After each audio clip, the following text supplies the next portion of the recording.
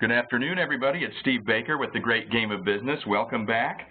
Today we're going to be talking about the great game of business, and specifically the follow the action and keep score habits that we ask people to participate in. Let's get started by reminding everybody that Great Game of Business is part of SRC. We're the smallest of 14 divisions. Out of 1,500 people, we are the smallest. In fact, we were originally established to handle the high demand for company tours and visits after the book was released in 1992, and for 20-some years now we've been helping companies implement this idea of great game of business and open book management. We're now the largest and most well-known resource for open book management training and education. So a great way to start is to go back to the book and think about these principles and practices that we're covering in this webinar series. It's very easy to get, where you're drinking your own Kool-Aid, so to speak. And when we brought the book back out last July, it hit #1 again, and we started to, ask people, in our world, what is it that makes it so special? And Jim Collins actually put it beautifully. He said, it's consistency, alignment, and transparency, but it's not just the mechanisms those are great things, but it's, in addition, it's the core values and also the things that we do to bring it to life. And that's one of the things that we're going to talk about today, is this idea of, remember, we're trying to use an operating system like the Great Game of Business to bring about not just financial results, but also cultural change. And what's beautiful about it is this has been proven out in just about every industry all around the world for decades now. So in beginning, for those of you who are just joining us, the big idea is if we can get employees to think and act and feel like owners, like business people themselves, amazing things will happen. If you think about the story of SRC and the beginnings of open book management, Jack Stack and 12 other managers bought a dying division of International Harvester and were so heavily leveraged, $8.9 million in debt against $100,000 in equity, they had to teach everybody how to be business people.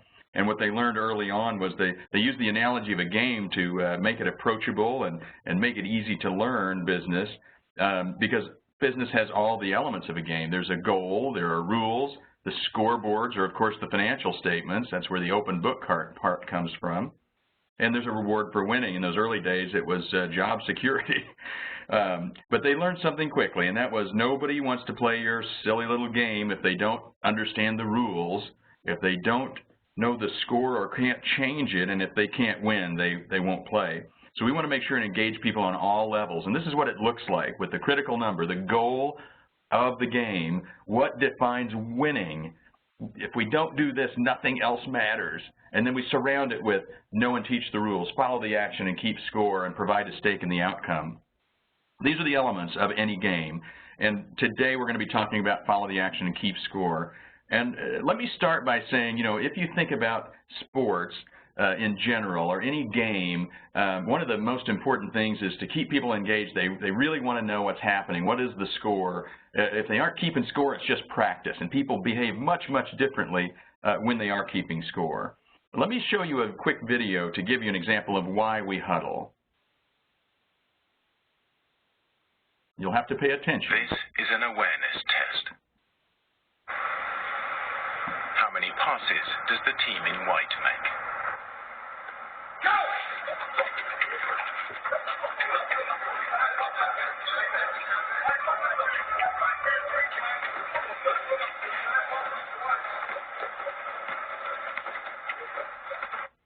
Did you get it? The answer is 13.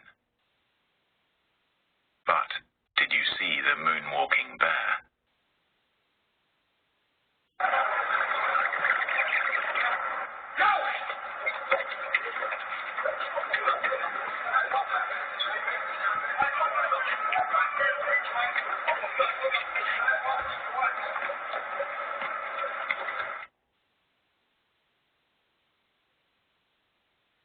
It's incredible.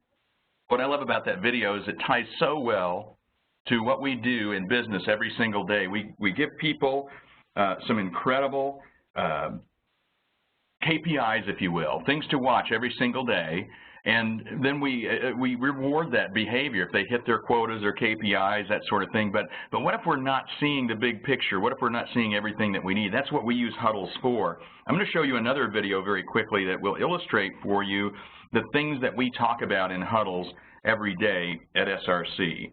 What you're about to see is a huddle that was filmed at our joint venture between John Deere and SRC.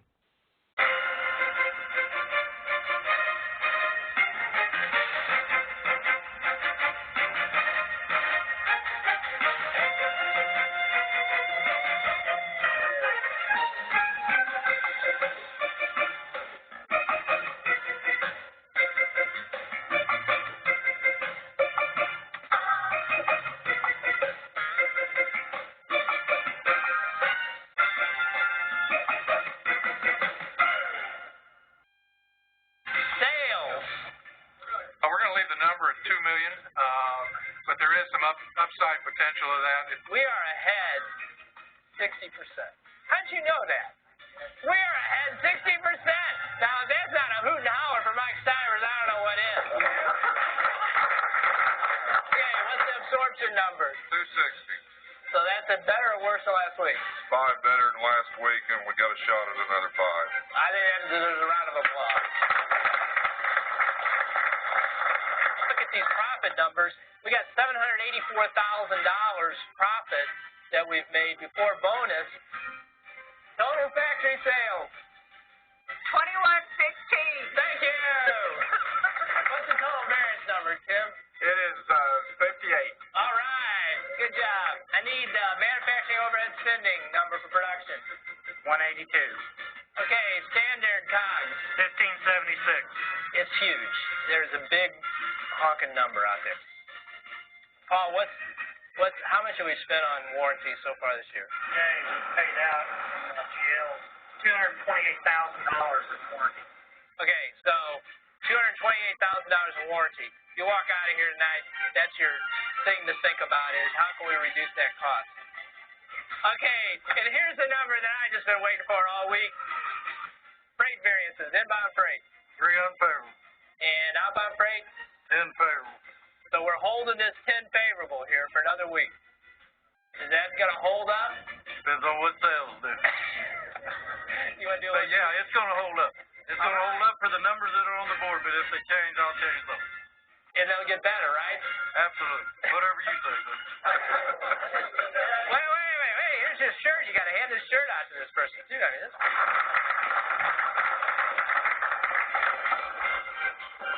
So the bonus for the month accrual is how much? 91,000. So how much do we got in the bonus pool? 91,000. Is this like a hoot and holler? Yes, this is a hoot and holler.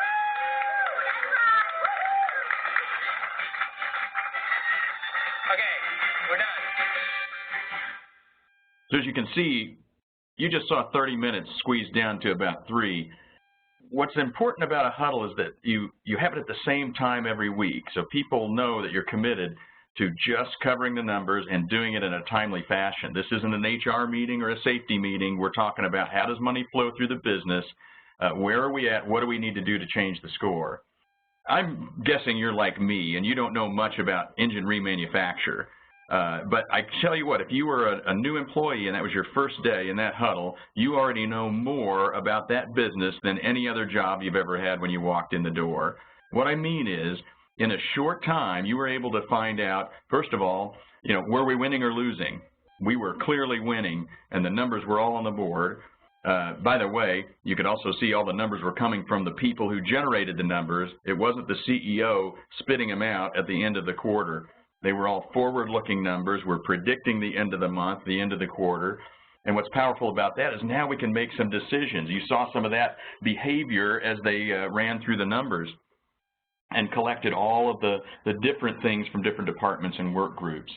One of the other things you probably noticed was what was our one big thing to worry about? Warranty. Everybody's connected to that in some way. How do we really affect warranty and make sure we change that? We've got $228,000 out in warranty. But here's the powerful one. Everybody gets this. When I do this at a big conference and you have a couple hundred people in the room, I can whisper it. I'll say, how much is in the bonus pool? And everyone will cheer out, 91,000. You get that. boy, imagine how powerful would it be if you could share, predict even, forecast the numbers in the bonus pool. Would people not work more diligently to get to that number? Absolutely they will. So a huddle is really our rhythm of communication. That's where people are informed, involved, and engaged in the game. And what we do is just like in a real sports huddle. If you think about it, the first thing you do when you see a huddle, and you see, especially like a football team, the first thing people do is catch their breath. Imagine being able to catch your breath in the game of business and think for a minute. And then the next thing that we do, we evaluate game conditions. We see what's happening on the field. We check the score. We think about calling the next play. We strategize. We think about it, and we get re-engaged. We say, what do we have to do? It's a great place to refocus, recommit, and to re-engage. And this is what the huddle cycle looks like in brief. Basically, people are going to have to work together as work groups and departments in a pre-huddle. This can happen in a stand-up session. It can happen a few minutes a day. But all week long, we're preparing for the next huddle. Then we actually have the huddle, which you saw there. We actually pull in the numbers, and people are forecasting their numbers. We talk about what we need to do to change the score, and afterward, we share it back to make sure that we say we recommit to what do we have to do now in our particular areas to prepare. So it's a never-ending cycle, and the beauty of it is when you know, if you want to see accountability in your organization, have a huddle. Man, when people are giving their numbers and they're committing to one another in writing, their promises, man, will they keep them. It's much more likely than if you stand up in the front of the room and say, well, last week we didn't do so well. When people are bringing in their numbers, I'm telling you, it's that same mantra that we've been using in this whole webinar series. People support what they help create. And if they help create the financials up on that board, you will be amazed at how much you will have a chance to hit them. Do not be intimidated. You saw a 40-foot income statement. It didn't happen that way overnight. You could start with an 8.5 by 11 sheet. I highly recommend that you do a whiteboard or something in writing, simply because when people write it, it becomes real. It becomes tangible. Here are some huddle essentials. Begin with the right scoreboard. Make sure that you're educating people every time you meet in how we make money and generate cash. Make sure that they're on time, that they are fast, and they are weekly. I've seen people say, well, we're going to do it every month. You know how many moonwalking bears you can have flow through your business in a month? Always be forward-looking. Don't look in the rearview mirror. Look out the front. Make sure that you're making sure that all of your activities, that you focus on the 20% that create 80% of your results. Always encourage learning and teaching. Remember, we're trying to build a culture of ownership, a business of business people. Don't ever lose an opportunity to teach and educate.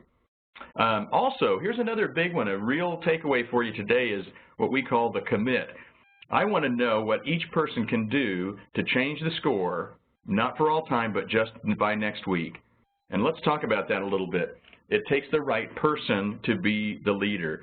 Nobody likes a boss, but people love to have leaders. If you're the right leader and you have this commitment to your people and you have expectations of your people, they will perform in much different ways than they might otherwise. Here's the way the commit works.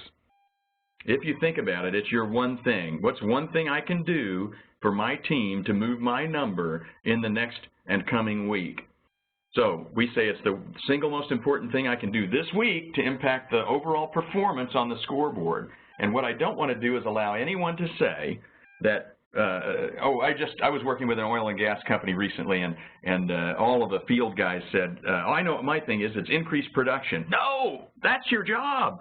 I wanted to know something very tiny and specific, that they were going to change a behavior, a process, something that they were going to change the score. And guess what? They came up with hundreds of ideas out of this large group of people, because in reality we have all these little activities.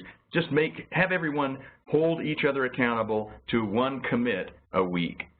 Remember, folks, it's people support what they help create. I hope that you'll join us for more webinars and learn more by going to greatgame.com/intro7. It's a great way to get an overview of open book management and the great game of business. Thanks for joining us. This is Steve Baker with the Great Game of Business.